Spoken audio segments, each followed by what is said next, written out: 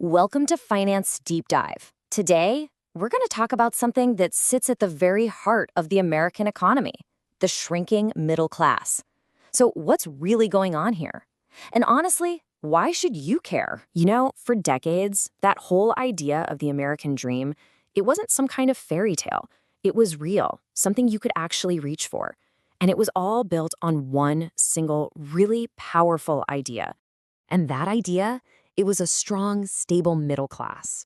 I mean, we're not just talking about a box you check on a form, right? This was the engine of the whole economy.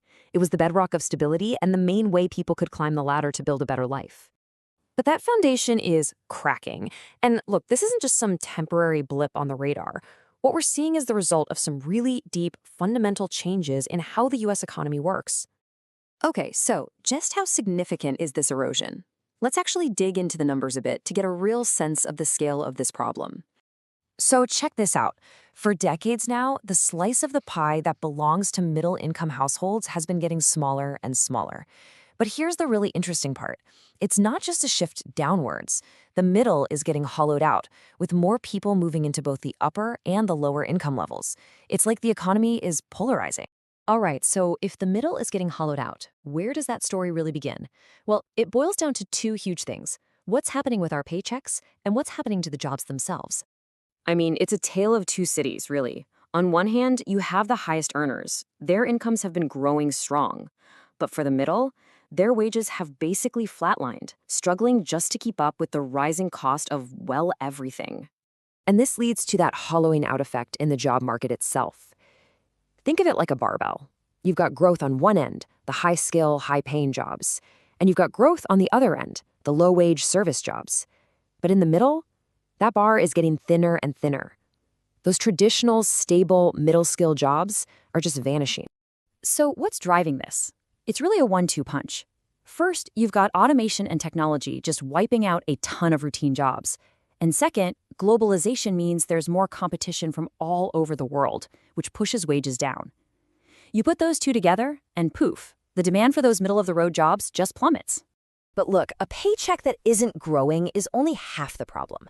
The other half of the squeeze comes from the other side, the cost of just living. And that has been going up and up and up. Let's talk about the biggest one first, housing. It's the single biggest weight on middle-class families today. When your rent or your mortgage is climbing way faster than your salary, there's just less and less money left over for everything else. And right behind housing, healthcare. The costs just keep going up, eating another huge slice out of your income, even if you have good insurance. And the third piece of this pressure cooker is education. The price tag on a college degree has skyrocketed. And we're not just talking about tuition. We're talking about student loan debt that follows you around for decades, sucking up money that could have gone to buying a home or starting a family. So you've got wages that are stuck in neutral and costs that are in overdrive. And what does that get you? A future that feels a whole lot less stable. That sense of long-term security that used to be the hallmark of the middle class, it's just not there for a lot of people anymore. If you look back a generation or two, a middle-class job meant something different. It meant stability. You'd get a job, you'd stay there, your pay was predictable. Your company gave you health insurance and, importantly, a pension that would take care of you when you retired. Today, that picture has totally flipped. All that risk that companies used to hold, it's been shifted onto you, the individual.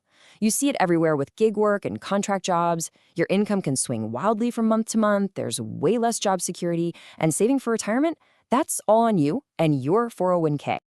And this brings us to a really tricky situation, something you could call the education paradox. We all know that getting an education is still one of the best tickets to the middle class.